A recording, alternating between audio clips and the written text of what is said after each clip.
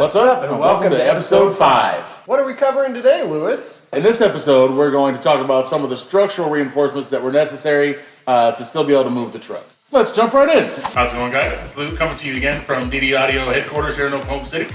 I just wanted to go over the next step in our Yukon build, which is a step that some people tend to overlook when adding a 3,000-pound stereo into a motor vehicle. From a safety standpoint, that's something you don't want to do. So we went ahead and took steps and reached out to our friend Kevin over at Hellwig Products for some items that they have to help keep everybody safe, as well as keep the vehicle stable on the road. This particular setup involved helper leaf springs to help support the weight in the rear of the vehicle, as well as to help with weight transfer during cornering and maneuvering of the vehicle. Sway bars, both front and rear, to help stabilize the weight of the vehicle. A beefy front sway bar as well as all the associated bracketry. It is a direct bolt-on setup. That should make everything nice and convenient for us. Again, I want to thank Kevin at Hellwig Products for taking care of us with these products, and stay tuned for future updates. All right, guys, here we are again, getting ready to install the remainder of our products that we got through HellwigProducts.com. As you can see, it's a fairly comprehensive kit. It's got all of the sway bar, of course, the mounts, the end links. It's actually got multiple mounts just to make sure that they've got included what you need to fit. All the hardware does come with the kits, so it is truly a one-stop shop. And today, hopefully by the end of this session, we'll have all of this installed on the Yukon and be able to tolerate all of that weight that we're getting ready to throw in there.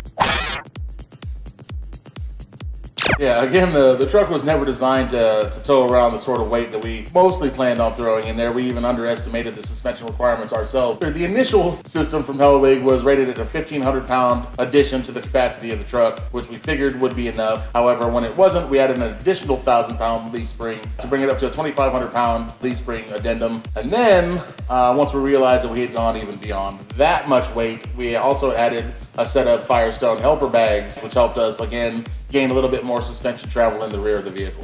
Just a little side-by-side comparison. Obviously, the Hellwig product is going to be on the right. Here we have polyurethane bushings versus these rubber bushings. Rubber bushings allow for quite a bit more deflection, kind of negating the purpose of the sway bar in the first place.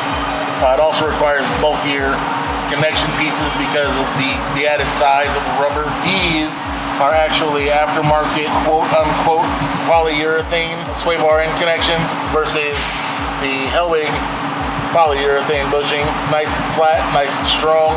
Another side-by-side comparison of the factory sway bar versus the Hellwig unit. Yeah, luckily Hellwig provided us an extremely comprehensive kit that came with all the bracketry and hardware necessary to add it to the vehicle, which made installation a breeze.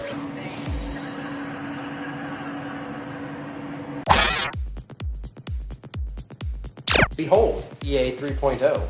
We ended up putting down almost 5 layers with the DD Audio EA3 deadener for the entire cabin, all the way up the firewall as far as we could, and all the way back to where the wall was set to begin. Kong doesn't have any deadening in the doors or the roof. That's all in the floor. And we ended up using, I want to say it was about 3 cases.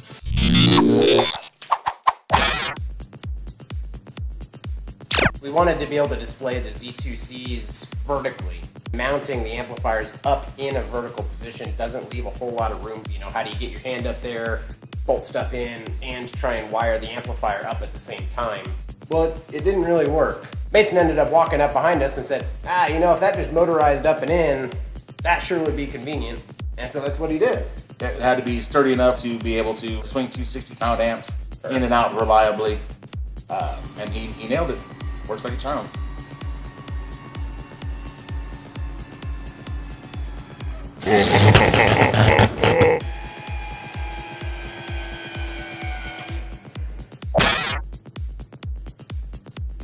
Stripper pole. It's a stripper pole.